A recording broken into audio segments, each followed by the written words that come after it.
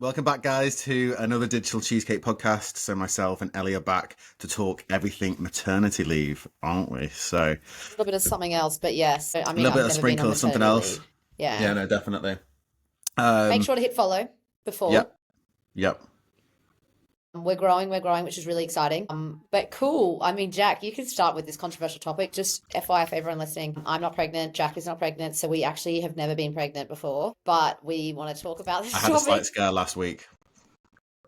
Don't joke about that stuff, okay? So, got fire away. Do you have questions? Because you can ask questions, I guess, like I'm thinking about. Oh God, if everyone wants to listen to this, including my family, I'm thinking about pregnancy and stuff in future. God, is this good for anyone that wants to work with me? I don't know.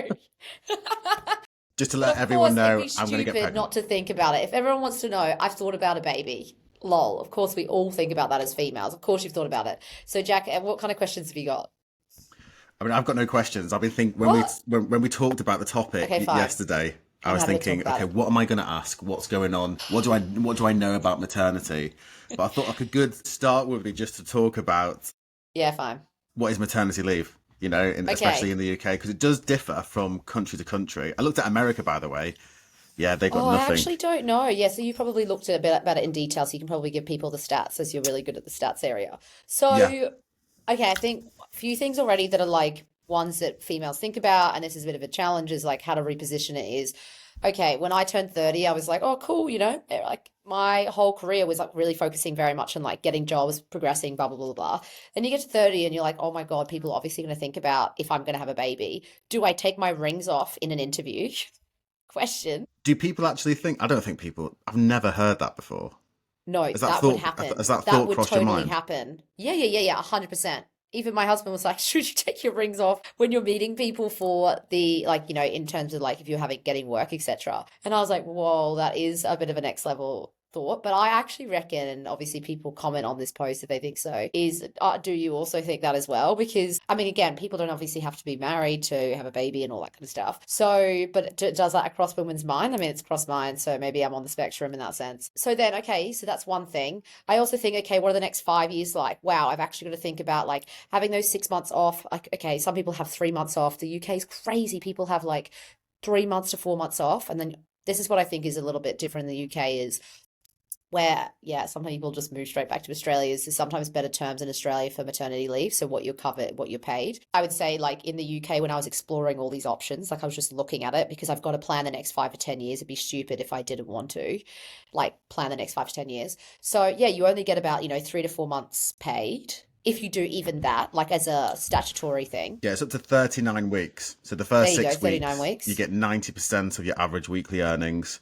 And then the remaining 33 Average. weeks is Yeah. £184, 3 pence per week. But you can get up to 52 weeks I mean, off. how do you survive in the UK on that anyway? In Because you've got to London, you pay can't. rent. You can't survive on it, so you have to move out.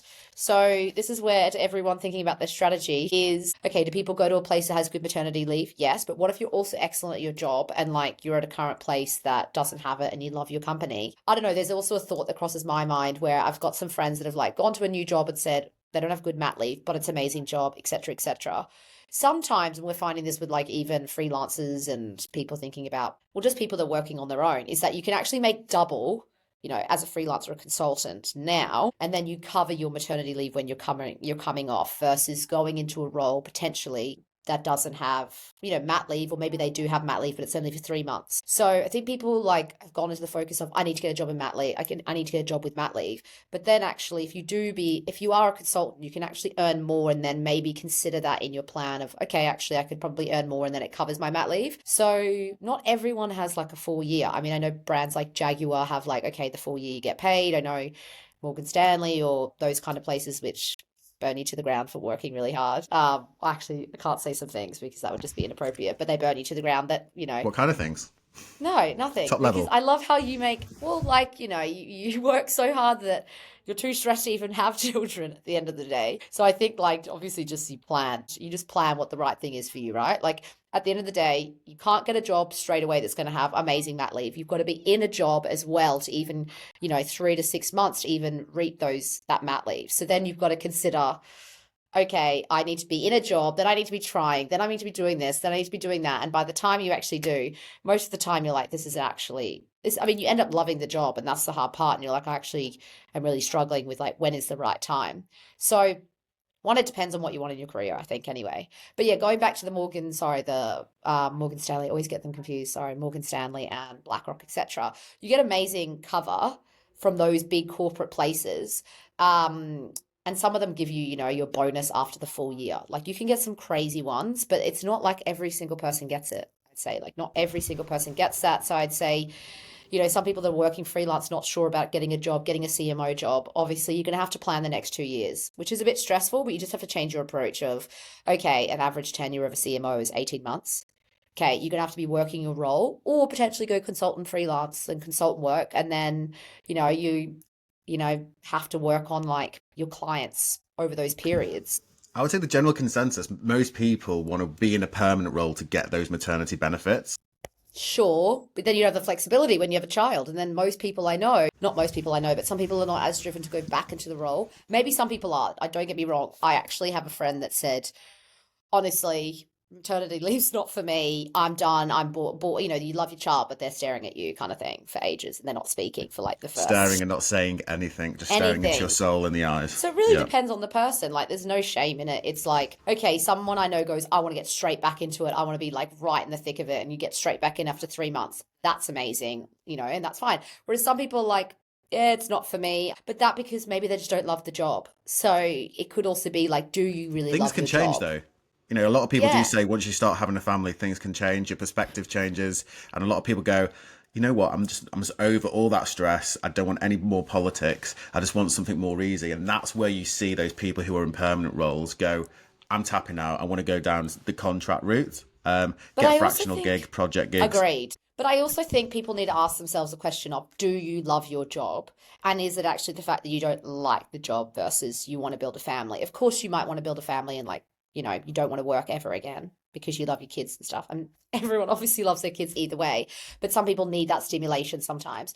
But I also thought, there's elements where like you get a really good thrive from the company you work at and you love it. So like having that self-assurance when you're a mum, you kind of need that independence. But having kids nowadays, it's a huge decision. As you just said, the cost of having kids nowadays. Yeah, I mean, people aren't even doing it. Costs are going up. So people are actually having to think about, should we have a kid now or should we wait later? Should we earn some more, should we have a bit more of a fund in the bank before we actually have, start trying to have kids? And most people are doing it, which I think like people I'm talking to, some of my friends are like, we're just going to actually work a bit more. We can have kids later. A lot of my friends, I mean, in London, there's a lot of that mentality of like work kind of vibe. And for people that are foreigners, like that are coming here to work. And then we say, cool, we delay it. So a lot of my friends are like 35, 37 that are, waiting or freezing their eggs. And that's awesome. Like do it on your own time. So there's that whole generation that are doing it. Some are obviously single because there's this new like uproaring of females that are single. Lol, we're so not talking about marketing now, are we? We've kind of just got... I know. I'm just staring into the abyss going, Sorry, Jack. But anyway, so I think like there's obviously just a fear around it, a stress around it, and a conversation around it. And I think like just get happy with your plan of where you're at. Get happy with your plan. Work for a company where you want to work really hard. My partner and I chat about it. What about this? What about that? And I just say, let's just get into a role that you're really happy with, or like I need to work in areas that I'm really happy with. And we just kind of go from there. I think it's really hard to plan something that's so like, it's not easy to plan that area. So that would be my thoughts anyway. I think I don't know personally, I'm throwing this back to you, Jack, is with recruiters. And this is what I thought of my other job when we were hiring people in there, around that sweet spot of like having a baby is, do you consider that, I mean, people get worried about the fact of, is that person going to have a child? Well, some of the old school guys, people who have been in work for like 40, 50 years, they do ask the question to people just saying, what is your family situation? You're not supposed to because it's illegal. Oh my God, but how bad is that? Are you thinking about having kids? I would be like, that's not the company for me. Sorry. Yeah. But sometimes some people like it because they're being really transparent, really real. And that's their line of questioning. Right. Yeah, so it depends on the individual. But I do feel for the opposite sex because, by starting a family, you guys have got to basically carry the big burden of carrying a kid for 9 months. Thank you, Jack. That makes you sound See, so sweet versus I me. know, but conceiving and then just dealing Going with through that mentally, just I going just through it all think, mentally, I don't think it's comparable. I don't think there isn't anything comparable that men can actually relate with. correct, Jack. There And is then nothing also, comparable. Need to share this to um, my husband. There is but nothing also guys have comparable. got to step up throughout that process because, what if the woman comes back to her company and somebody's been promoted over her, or that role's Correct. just Those are changed the totally different. So, the women are going to be dealing with a totally different problem. But what they do need to find a company which will give them so much support. And you will find that in the much larger businesses, it is a little bit safer, I would say, compared correct. to The larger businesses. SMEs going on that growth journey. They do need bums on seats and they do need people to drive the business forward if it's an important time of their growth. But there can be I think negative perceptions on colleagues. People might just think the work's not going to get done, and there might be some animosity with some individuals. But I don't think that's the case. I just think that's a case by case basis. Nowadays, we it's live in a case modern by era case. where people go on mat leave. You can get a maternity cover. 6 months, 9 months goes within a flash. So, but I there agree. is Honestly, 6 months is like gone. And some there is people I know are 3, 4 repercussions. months and they want to get back in. Yeah, there is repercussions. It does. That the gender pay gap does separate women and men because of maternity leave. People going on maternity leave, but I think the way to get around that is just give the guys extended paternity, or again just find that really supportive team company. But I don't think I don't think there's any rogue employers out there, because I think most people support women who are going through that, and then just bring in contractors. Seasoned contractors will get their second to step up for a short period. Yeah, I mean, so much around this topic. Wow, it's like my weekend wines that I have with my friends around this topic. I mean, there's one I just think where like there's a few of my friends that are mothers, and they say either some have been like, I'm not happy with the job, and then they go into another job and they love that job. So they're like, it's actually that they just weren't happy with it. A lot of them want to go back at least a few days because they want to make sure that like they want to be like, working towards something independent. Some I've spoken to are like, I really want to like, start a business, or you've started a business, blah, blah, blah, blah, and it's stressing me out. I should have done that, etc. I'm just like, you're in an amazing situation, what you've created. Dedicate time to that. If you want to start a business, what I would say is like just start working on a passion project anyway, after hours, whenever you want to. Like I would just work on it if you can, just to feel like, you're doing something. And then if it might end up turning into another job, it might be you at least got that on the side. And if you're just doing bits and pieces, at least it gives you like, some motivation. So I think there's just a lot of pressure around it, stress around it. I think planning is going to help you if you write it down on a piece of paper and you say, this is what my plan looks like, and you at least know, What do you mean by versus the plan? uncertain. So, what sort of I plan? mean, just like everyone has their own plan of like writing their note, get to the start of the year and you're like, these are the things that I want to do. This is what I want to dedicate the next 6 months to do. This is what I want to dedicate the next 8 months to do. Or else you're just like umming and ahhing, stressing about it. And like I said this year, I wanted to do X, Y, and Z. And I wanted to focus on X, Y, and Z. I'm not going to say what it is on this podcast, so everyone knows my 2025 Don't goals. tell everyone your But secrets. usually I do. And then it made me feel more confident for the year. So I would just say there's that element you cannot control, like obviously if people are going to hire or not hire. If you really love that job and you stay connected with your boss, etc., and you show the passion, they're going to want to have you back in the business anyway. So I'd say there's not that element. But if you're not that keen to go back to work, maybe it's the job. Maybe, yes, you might want to start your own thing and then go down and test it out. If you start it and you don't like it, like, sure, that's fine. Of course, there's a money factor about it. But then think about doing part-time work for something else, or think about doing admin stuff. But I think like luckily there's all these different options you've got available. If you can't get a job that has good mat leave, but you like the job, take the job maybe, and think about, you have no idea what's going to happen down the road. And that's what I say to my partner is like, we just have no idea. Go for something you're passionate about and continue to go for it, and we'll figure it out when it happens, Because like at the end of the day, it's happiness, like focusing on just having a specific child. Like if that makes you happy, something else, then go for it. Don't spend a whole year trying to chase a job that's got amazing mat leave when you're not loving the job itself, because then you'll go back to Yeah. the job and you won't like it. I think what So COVID's taught us as well is that people just want to be happy. And I think just live in the correct. moment, because you just don't know what's going to happen in the future. Just don't put Yeah. too much stress on the outcomes of trying for a baby. Don't put too much stress on, going back to work, and what's work going to be like after I've been away for 6 or 9 months. Don't put too much stress about it, because if it's probably not going to be the same. If it is, that's great. But if it's not the same or you don't enjoy it, don't stress about it. Don't get anxious. there are other options out there. You can move to a different business, or as you said, just utilize your contacts and go contracting and just get some more money, on the day rate. Yeah. Now, I'm going to be the devil's advocate because I know when people say to me, don't be anxious, Ellie, don't be stressed. And you say that. It's very nice of you to say that.